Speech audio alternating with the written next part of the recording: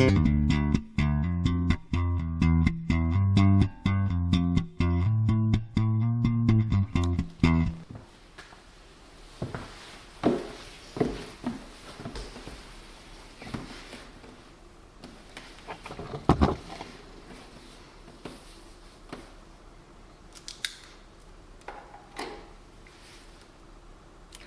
everyone, welcome back to the Cursing Seamstress. This video will be short, I promise you. I have made another quilt.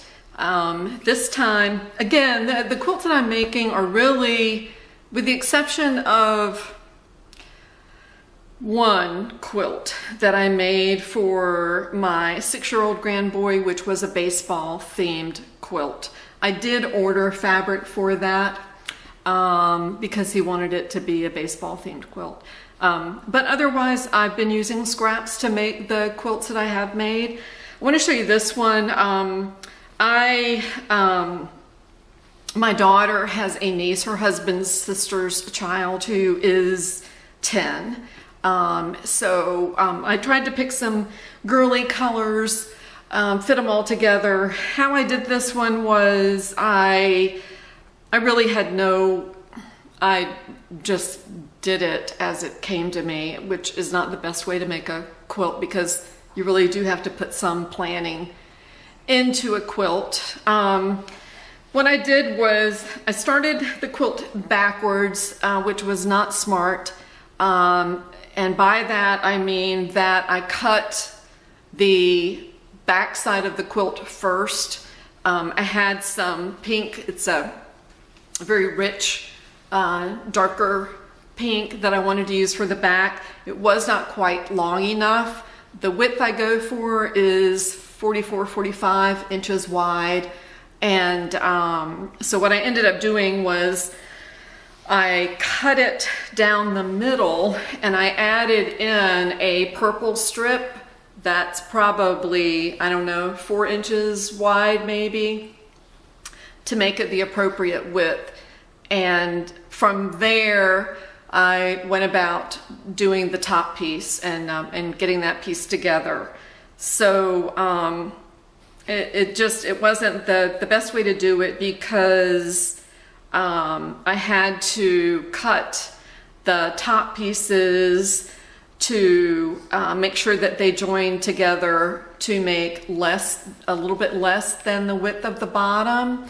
And so when I laid everything, and that worked out, when I laid everything out and I laid the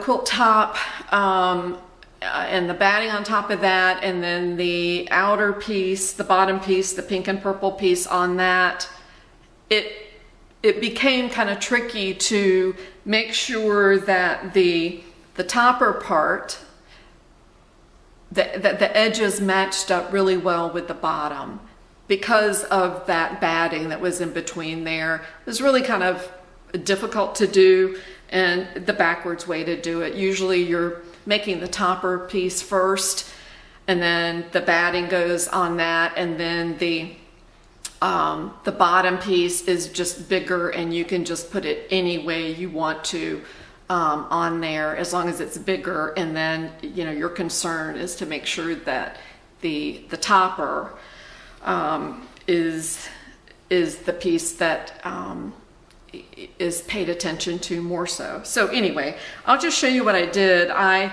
cut, this is another strip quilt, and what I did was I cut strips that were the depth of my ruler, which was 6 inches, and I cut pieces alternating either at 24 inches wide and then 20 inches wide to make a total of 44 inches.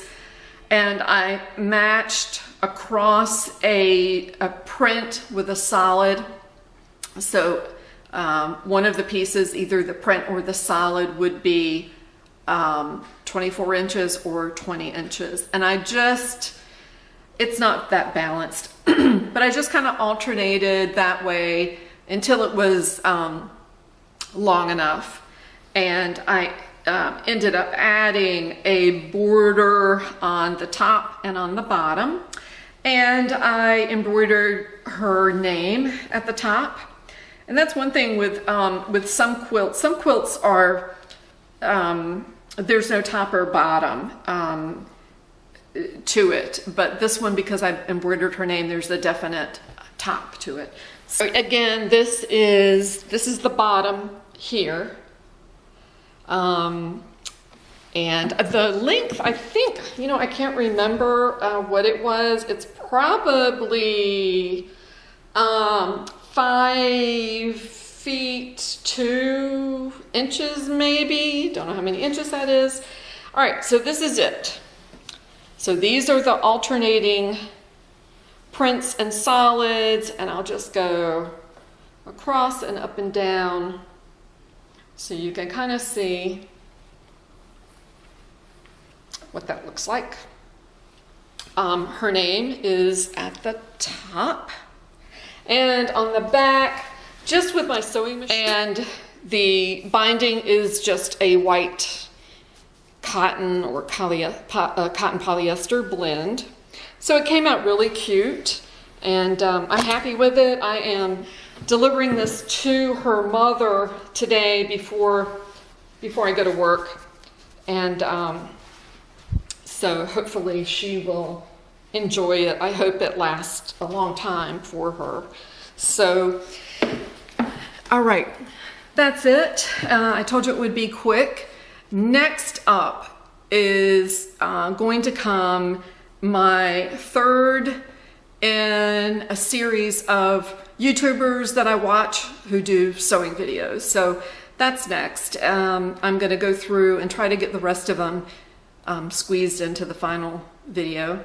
So watch for that. And I hope you guys have a wonderful day, and I'll see you next week. Bye-bye.